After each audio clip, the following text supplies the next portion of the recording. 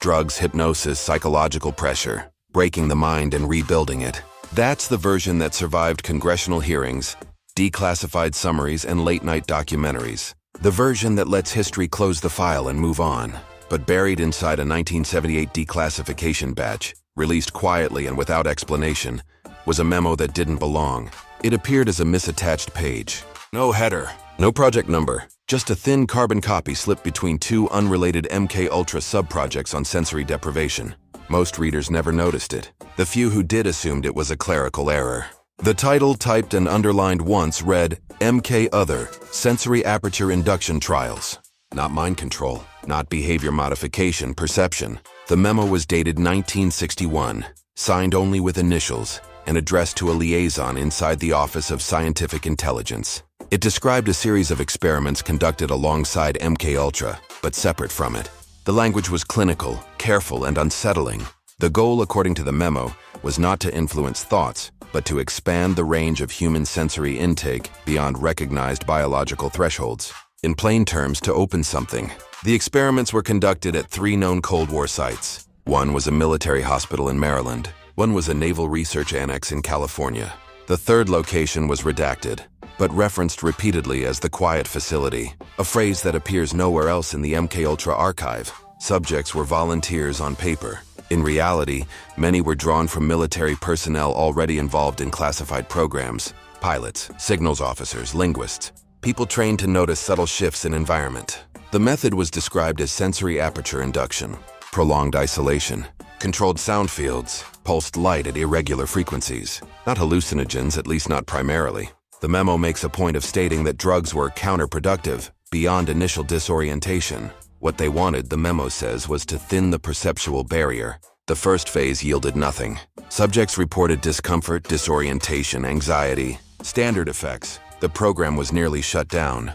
Then phase 2 began. The memo notes a change in protocol. Instead of reducing sensory input, the researchers introduced patterned stimuli.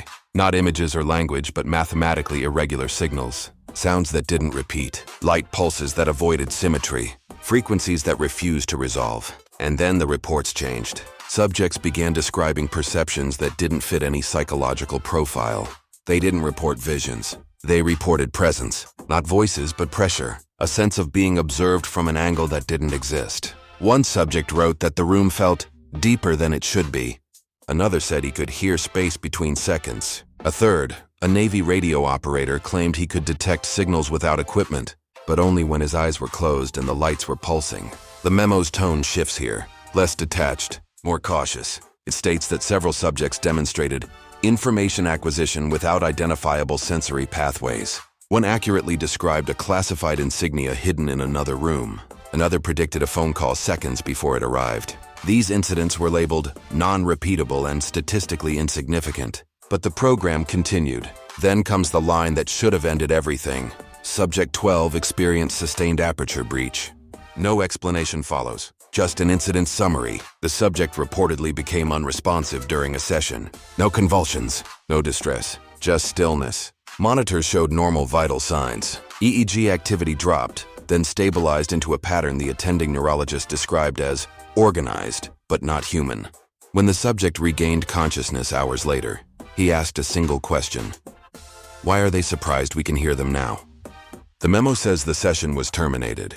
The subject was transferred. No further data available. From there, MK-Other disappears. There are no budget requests, no termination orders, no references in later files, just that memo. Incorrectly attached, misfiled, forgotten, until someone noticed that portions of its language reappear elsewhere. In the 1970s, a separate Pentagon study on anomalous cognition uses the phrase sensory aperture without attribution. In the 1980s, a DARPA-funded paper references non-local perception thresholds. In both cases, the citations lead nowhere. And in the margins of the MK-Other memo, written by hand in blue ink, there is a note not meant for public eyes. Do not pursue further. Not a control issue. Access issue.